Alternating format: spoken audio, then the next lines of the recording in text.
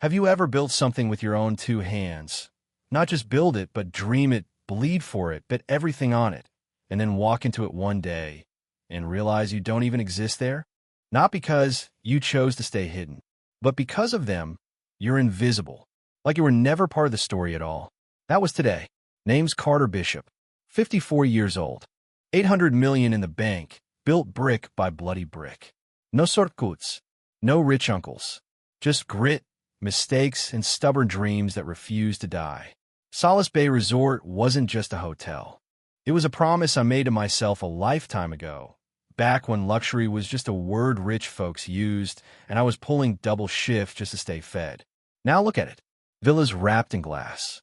Private beaches where the sand looked so pure, you'd think God pressed it there by hand. Chefs flown in from Paris just to plate your eggs. It was the kind of place people save for years just to spend a single weekend in. And I built it. Every inch of it. Every promise it made. Funny thing, though, while the chandeliers glittered and the marble floors gleamed, a piece of me flashed back to those early days. Long nights sleeping in a trailer on the site. Days I spent haggling for lumber. Laying out blueprints with shaking hands, hoping the dream would hold one more week. Solace Bay was supposed to mean something. Not just wealth. Respect. Heart. A place where anyone, no matter where they came from, would be treated like royalty. Lately, something has started to stink. Guest complaints. Subtle, ugly little whispers. A couple celebrating their 50th anniversary, left stranded by sloppy service. A black family was turned away from dinner reservations they had booked months in advance. Little stories, small on paper, but heavy where it counted. Stories that didn't fit the brand I built with my own scars. So here I was. No suit, no fanfare, just a worn jacket, a duffel bag, and eyes that had seen too much to be fooled by smiles and marble. At the front desk, two kids, both too busy laughing at their phones, earbuds dangling, snickering at some meme, barely acknowledged the lobby around them. I, in my threadbare jacket, but with a spine straight as steel, stepped forward and cleared my throat once. No reaction. I tapped the marble counter.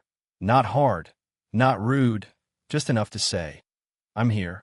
Austin, messy hair, messy attitude, badge barely hanging on, finally wandered over, thumb still brushing his phone screen like he couldn't be bothered to stop.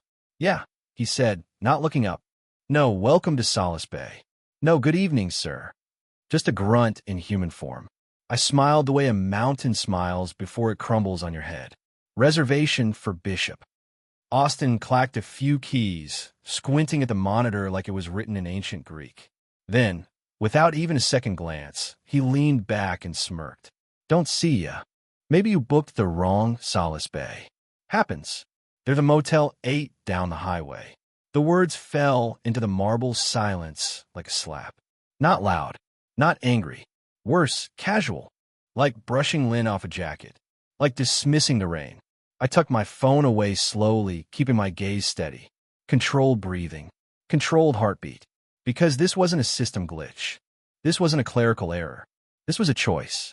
And tonight, Carter Bishop wasn't here to be ignored. He was here to ask one simple question. Who the hell thought they could steal my dream and live to tell about it? I could have ended it right there. Made a phone call, dropped a name, and had the whole damn lobby scrambling to roll out a carpet under my feet. But that's not how you fix a house that's rotting from the inside. You don't patch over termites. You burn them out. So I smiled, slow and easy, and stayed put. Austin leaned his elbow on the counter, thumb still half on his phone, wearing the kind of smirk that only the young and foolish can afford. I nodded, slipped my phone back into my jacket, and stepped just a little closer, close enough for him to finally meet my eyes and realize maybe, just maybe, he'd poked the wrong bear. You sure about that? I asked, voice light, almost conversational. Austin shifted, but only slightly. Yeah, man.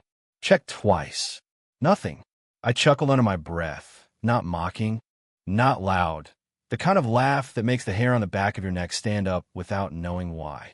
I tilted my head, giving him an easy look, the kind you give a kid right before you pull the rug out from under him. Maybe check under Carter Bishop, I said.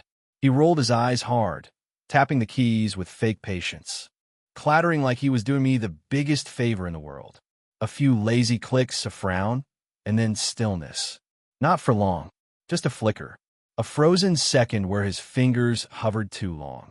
A blink that didn't come fast enough. He found it, but instead of admitting it, he closed the screen like a man trying to hide a body in broad daylight. Sat back, shrugging it off. Yeah, no.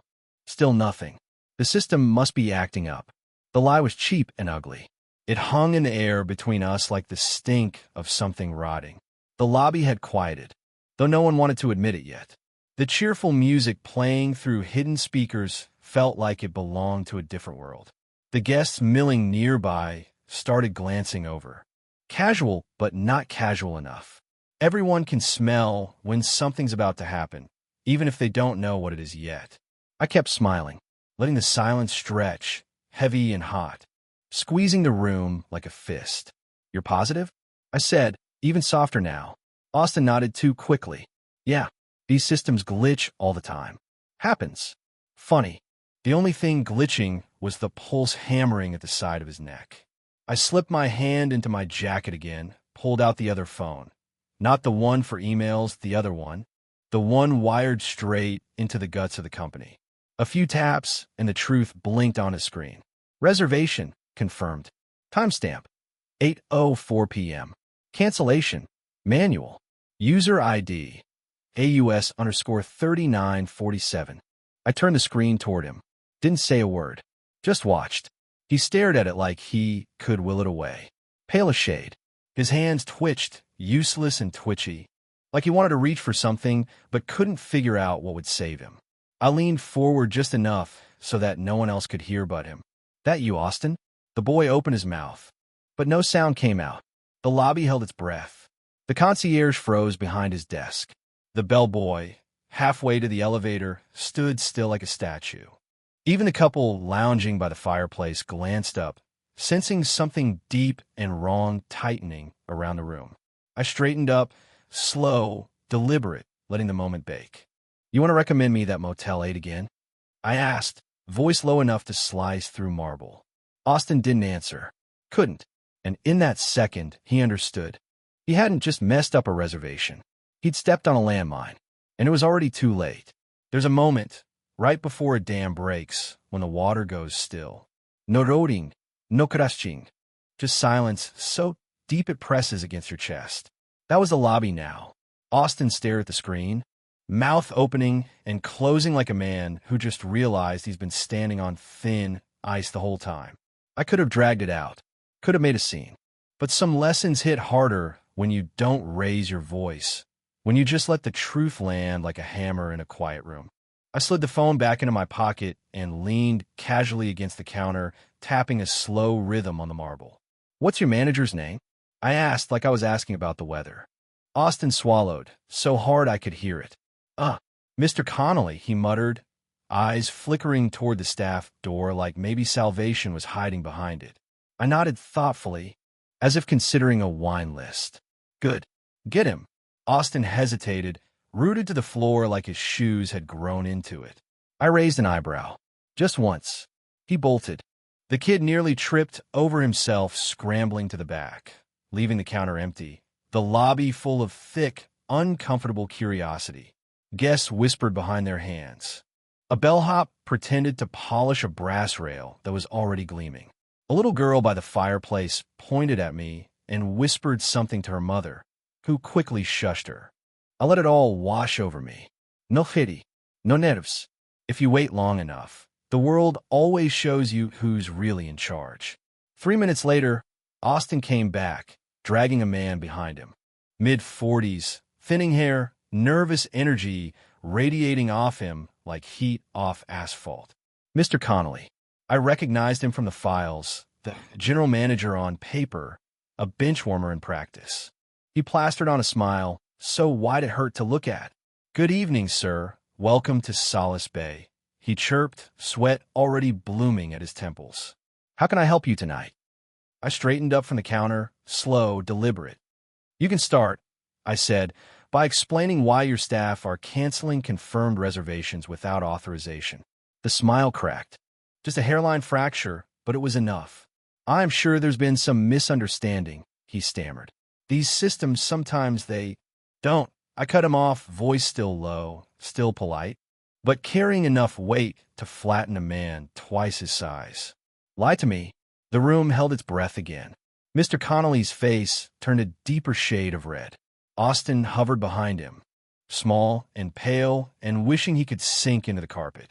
I let the silence stretch long enough that the two businessmen checking in nearby decided maybe they didn't need to check in after all and quietly retreated. Finally, Mr. Connolly nodded, shoulders slumping. I'll make it right, he said. We'll find you a room immediately, sir. One of our best suites. I smiled. That slow, dangerous smile that says, you're fixing the wrong problem. I'm sure you will, I said, stepping around the counter and planting myself directly in front of him. But this isn't just about me. It's about every guest you thought you could dismiss. Every family you treated like background noise. Every anniversary and honeymoon you stained because someone didn't fit your idea of first class. He tried to speak, but I raised a hand, stopping him cold. You're not going to patch this with an apology and a fruit basket, I said, voice dropping into something quieter, colder. You're going to stand right here, in front of your staff, and explain to me, and to every guest in this lobby, why you think this place deserves to keep its stars. Connolly blanched. Sir, please. No, I said, now. And for the first time tonight, the fear stopped being about a single man at the front desk. It spread, thick and sour, across every employee in sight. Because in that moment, every one of them realized something they should have seen the second I walked through the door.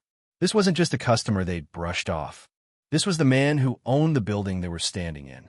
And judgment had come through the front door, with dust on his boots and fire in his eyes. Connolly stood there, sweating through his overpriced blazer, trying to smile, trying to find a way out. But there wasn't one. Not tonight. Not with me, standing between him and the exit. I pulled out my phone again, slow and easy, like a man reaching for a cigarette. Tapped the screen twice. Opened a document I had pulled before I ever stepped foot in this lobby. A report. Not public. Not sanitized. The real numbers. The real complaints. You want to know what's wrong with Solace Bay? I asked, loud enough for the entire lobby to hear. The concierge froze mid-keystroke. The bellhop by the elevators edged a little closer, pretending to fix his tie. Connolly opened his mouth, but I didn't give him the chance. Complaint filed March 3rd.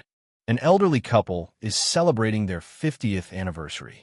The reservation was lost at check-in, forced to spend the night in a downgraded room facing the dumpsters. No epalegi, no compensación. The words landed like stones hitting glass. Sharp, cracking the polished veneer this place was so proud of. I flicked my thumb, scrolling down. April 14th. The family with a prepaid suite was denied entry because of overbooking. The suite stayed empty that night. I glanced up, locking eyes with Connolly. Overbooking? Or did they just not fit the picture you're trying to sell? He flinched, but I wasn't done. May 2nd. A single mother and her 2 kids. Reservation confirmed. Payment cleared. Turn away at the door. Told to find a different hotel. In the middle of a rainstorm. The lobby had gone dead quiet. Even the fireplace crackling in the corner sounded too loud. I dropped my voice, just a notch, making everyone lean in closer without realizing it. You think this is bad luck? I said. You think it's random? I pulled up a different screen. Reservation logs. Cancellations. Staff notes. You've been canceling confirmed bookings. Downgrading certain guests. Turning away others. And funny thing, I tapped the phone once more, bringing up a graph, lines, and numbers lit up in cold, clinical blue. Every single time, it's the same kind of guests. I didn't need to say it out loud. Everyone in that lobby already knew what I meant, and it tasted ugly on the tongue. Connolly's face was the color of old paper. Austin had disappeared somewhere into the staff hallway, probably trying to figure out if quitting on the spot counted as a 2-week notice. I let the silence sit, let it rot in their guts. Then I said it, slow and clean, like carving words into stone. This isn't just bad business. This is discrimination. And in my house. I shook my head, smiling without humor. We don't sweep that under the rug. No one moved. No one dared. Because the man standing in front of them wasn't just another guest with a grudge. He was the man who had poured every ounce of himself into this place. And he had just caught them poisoning it. Connolly looked like he was standing trial for crimes he hadn't even bothered to deny. The staff behind him, those who hadn't fled to the back rooms, shifted nervously, pretending to adjust clipboards, tapping keyboards that didn't need tapping. The guests stayed frozen in their places, silent witnesses to the slow execution of a reputation. I tucked the phone away, took my time, let the silence marinate. Because real change doesn't start with shouting. It starts with certainty. I stepped closer to the center of the lobby, facing them all, voice calm, measured, and undeniable. Today marks the end of business, as usual at Solace Bay. A ripple moved through the room, subtle but real. Eyes widened. A few employees exchanged panicked glances. I didn't rush. Change isn't something you scream. It's something you declare. Effective immediately, I said, this property is undergoing a full executive audit. Every department, every process, every name on the payroll. Connolly opened his mouth to argue, to plead, maybe, but I cut him off with a glance. A man learns quickly when he's about to lose everything. I let my words land like the beat of a war drum. Steady, inescapable. Any employee who participated in discrimination, deception, or abuse of guests will be terminated. On the spot. No severance. No second chances. The staff behind the counter stiffened, some shrinking in place, others exchanging silent, guilty looks. I turned slightly, addressing the guests too. If you've been wronged by anyone here, your complaints will be heard. Personally, by me. A woman near the fireplace pressed her hand to her chest. A middle-aged couple whispered urgently to each other. And then, because moments like this deserve to be remembered, I'll let the final blow fall with the weight of a gavel striking oak. You all forgot something, I said, voice dropping into a low rumble that filled the grand marble hall. You thought power sat behind that desk. You thought it was in the uniforms and the titles. But power, real power, walks in without needing a name tag. The words hung there, sharp and heavy, cutting through every lie, every illusion, every ounce of fake professionalism this place had been hiding behind. I could see it sink in, not just for Connolly, for everyone, because they weren't just dealing with an angry guest anymore. They were standing in front of the man who built the ground under their feet, and he had just decided which ones would stay standing. Connolly swallowed hard, voice small. What would you like me to do, sir? I smiled thinly, the kind of smile that doesn't reach the eyes. The kind that comes after a war you didn't want to fight, but fought anyway, and won. Start packing, I said. You're done. The gas that moved through the lobby was almost musical. Soft, breathless, inevitable. And just like that, a new era at Solace Bay began. Not with a grand speech, not with a scandal, but with one quiet man refusing to let his dream rot. Connolly didn't argue, didn't beg. He just nodded, face drained of blood, and shuffled off toward the staff hallway like a man walking into his own funeral. Austin had already vanished, probably halfway down the coast by now. I stood there a moment longer, letting the guests and employees alike absorb what had just happened. Then I reached into my jacket, pulled out a slim black tablet, and tapped into the network that still bore my name. If the front desk was broken, that was one thing. But if the rot ran deeper, I needed to know now. The system loaded, the resort's heartbeat flickering across the screen. Room assignments, staff rosters, maintenance logs, financial reports. Layer after layer of operations peeled back with a swipe of my finger. And the deeper I dug, the worse it got. Double bookings with no refunds issued. VIP reservations downgraded without notice.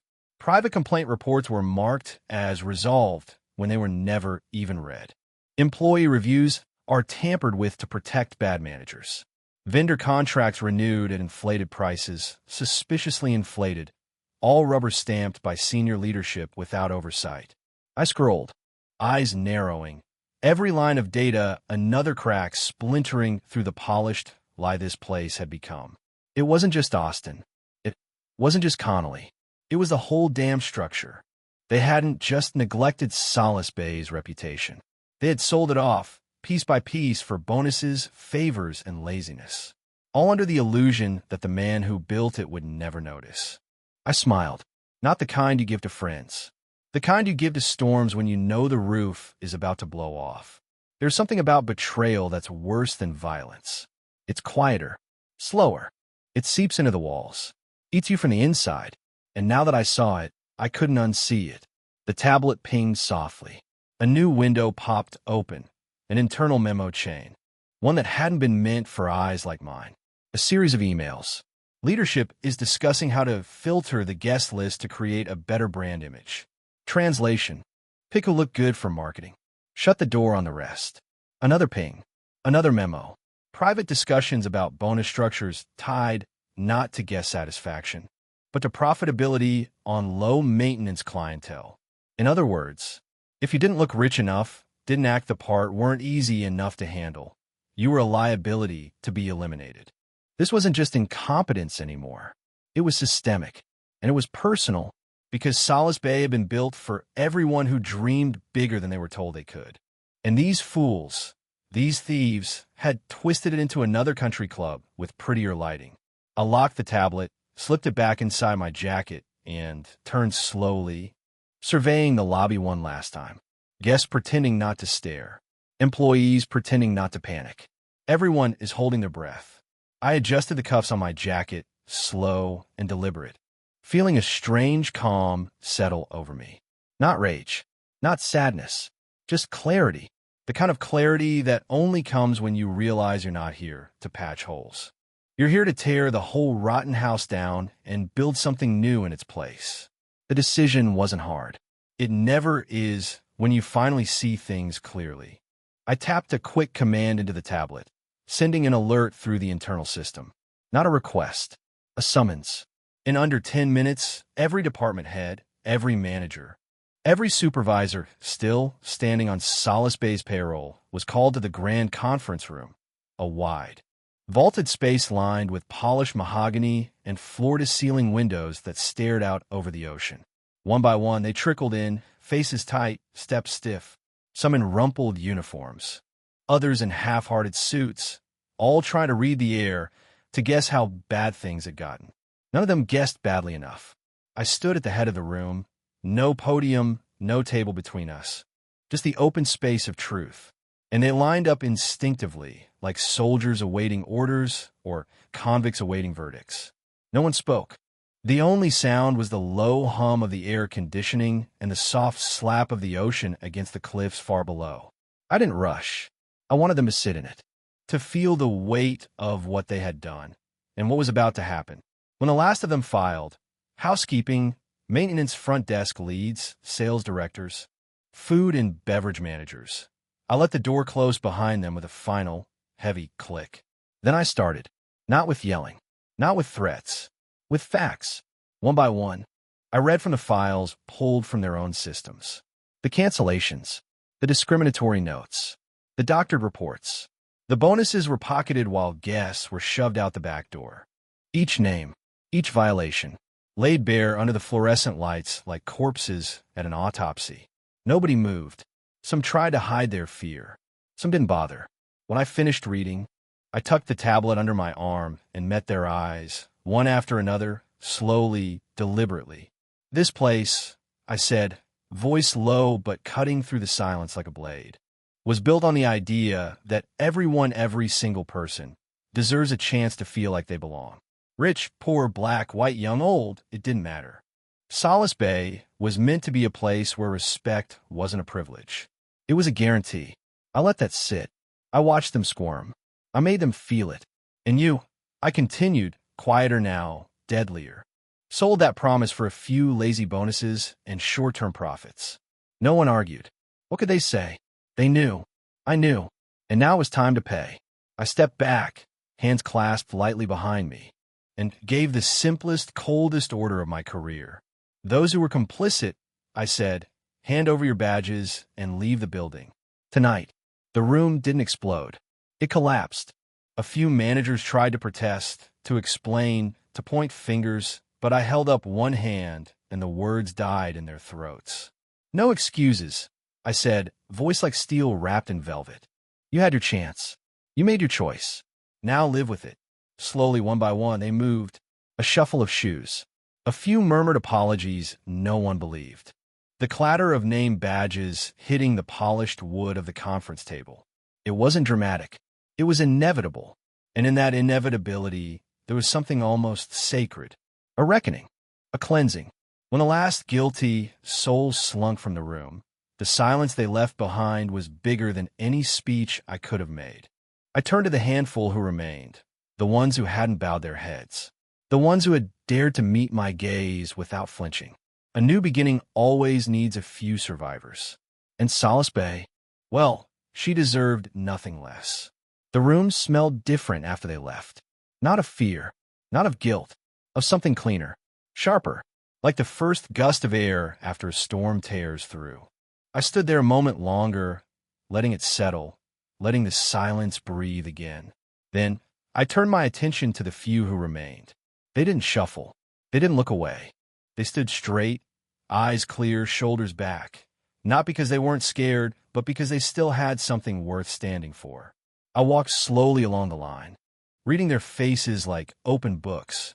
Housekeeping supervisors who had refused to cut corners, even when pressured. A young concierge who had personally reimbursed a family's meal after their reservation was accidentally lost. Maintenance techs who stayed late to fix what others ignored. Good people. People who remembered why Solace Bay was built in the first place. I stopped at the center of the room, hands behind my back, voice low but carrying. "This place," I said, "isn't made of glass and marble. It's made of people." No one moved. No one dared break the spell. I let my gaze sweep the room, planting seeds in their hearts with every word. You are the foundation now. You're the ones who stayed when it would have been easier to run. You're the ones who still believed this meant something. I stepped closer, the weight of the moment sharpening the air between us. "So here's what's going to happen," I said.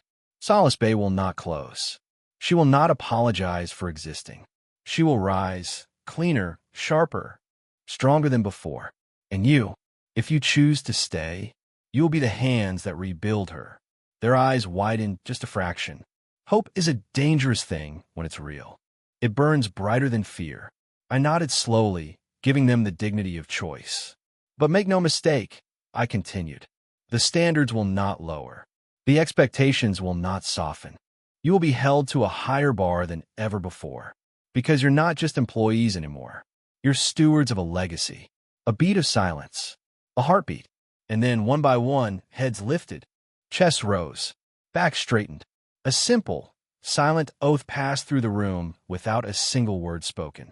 I turned to the young concierge.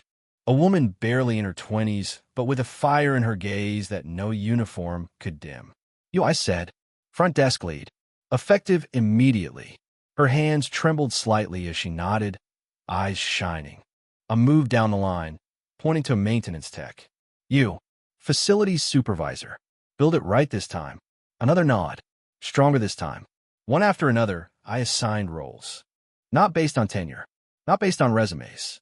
Based on spirit. On grit. On the invisible fire that separated survivors from caretakers. When I finished, I stepped back, surveying the room one last time. Not perfect, not polished, but real. And in a world full of glossed-over lies, real was the most powerful thing you could be. I let a small smile ghost across my face, the first real one all night. "Congratulations," I said quietly. "You just became the founding team of the new Solace Bay." And for the first time in a long time, the future didn't feel like a burden. It felt like a beginning. The sun was starting to slip low across the horizon when we stepped back into the lobby. The light caught the marble floors, throwing long, gold-edged shadows across the space. It made everything feel sharper, cleaner, like the building itself was holding its breath. The handful of staff who had earned their second chance stood tall behind me. Guests who hadn't fled, those who had witnessed the night unfold, clustered near the grand staircase, whispering, glancing, waiting. I didn't need a microphone, didn't need a stage. I walked to the center of the lobby, hands loose at my sides, feeling the weight of 1,000 eyes. And for the first time all night, I welcomed it. No script, no speech cards, just the truth. I let my voice carry, clear and steady, not shouting but cutting through the air like a blade. To those who stayed, I said, glancing at the staff lined up behind me, and to those who trusted this place enough to walk through its doors, you deserve better. Heads lifted, eyes locked on me. Solace Bay, I continued, was built on respect, on dignity, on the belief that luxury isn't about exclusion, it's about inclusion. It's about making anyone who walks through those doors feel like they matter. I let that sit a moment, let it dig roots into the silence. Somewhere along the way, we forgot that. We let greed and laziness and pride rot the foundation we swore to protect.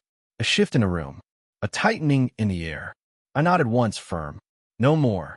Simple words, heavy as iron. The people who betrayed that promise, I said, voice steady as stone, are gone. I turned slightly, motioning to the new team behind me. The people standing here, they chose to stay. They chose to believe Solace Bay could be more than polished marble and pretty brochures.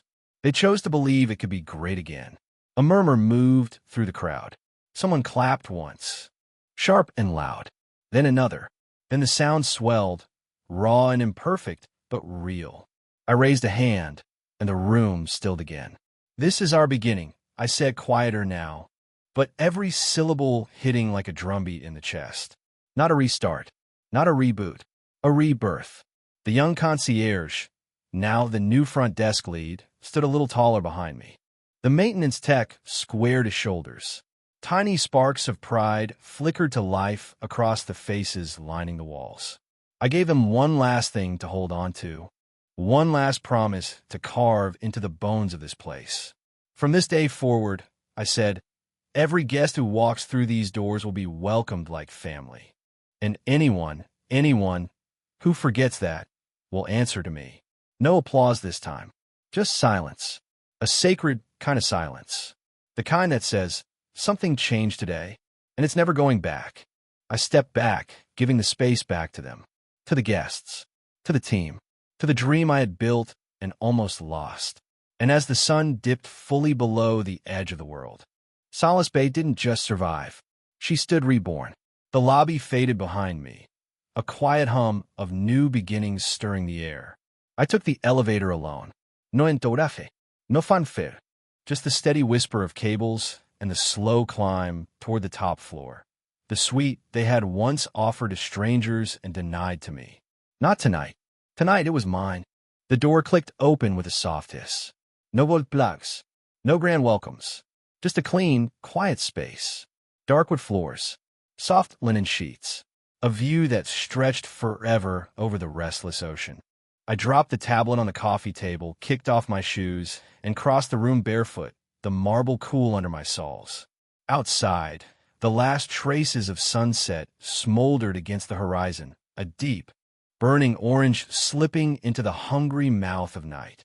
The ocean rolled beneath it, dark and endless, a living thing breathing against the cliffs. I poured a glass of whiskey from the bar, no ice, and stood by the window, the weight of the glass solid in my hand. For a long time, I didn't move, didn't think, didn't plan, just breathed, felt the pull of everything that had come before, the battles, the betrayals, the rebuilding, felt the heavy, aching pride of a man who refused to let his dream be stolen. There's a kind of silence that isn't empty. It's full of fights I survived, promises kept, foundations rebuilt stronger than before. I raised the glass slightly toward the night, a silent toast only the stars could hear. Not to victory, not to take revenge, to endure, because that's what builds real empires. Not anger, not ambition, endurance. The willingness to stay when it's easier to leave. The stubborn, stupid courage to believe that broken things can be made whole again. I took a slow sip, the burn tracing a clean, honest line down my throat. Outside, the wind shifted, carrying the smell of salt and rain through the open balcony doors. The promise of another storm. Maybe tonight, maybe tomorrow. I smiled into the darkness. Let it come. Solace Bay would be ready. And so would I. Some battles you win with noise. Sometimes you win with silence. Real strength isn't about striking the hardest. It's about standing tallest after the storm has passed. Solace Bay didn't survive because of its marble floors or glass walls. It survived because one man refused to forget why he built it in the first place. And sometimes that's all it takes to change everything. At the end of the day, it's not the marble under your feet or the stars above your head that define you. It's what you stand for when no one's clapping. It's what you protect when no one's watching. And it's how you rebuild when everything you built is tested. Carter Bishop didn't just save a hotel. He saved the soul he had poured into it. Because real legacy isn't measured in wealth. It's measured in the promises you refuse to break, even when the world tries to buy them from you. If this story moved you, if it reminded you that some dreams are too sacred to sell, then stick around with us here at Story Precious. Because here, we don't just tell stories. We protect the ones that deserve to be remembered. Subscribe, stay inspired, and never forget. The real power always walks quietly, but it never walks alone.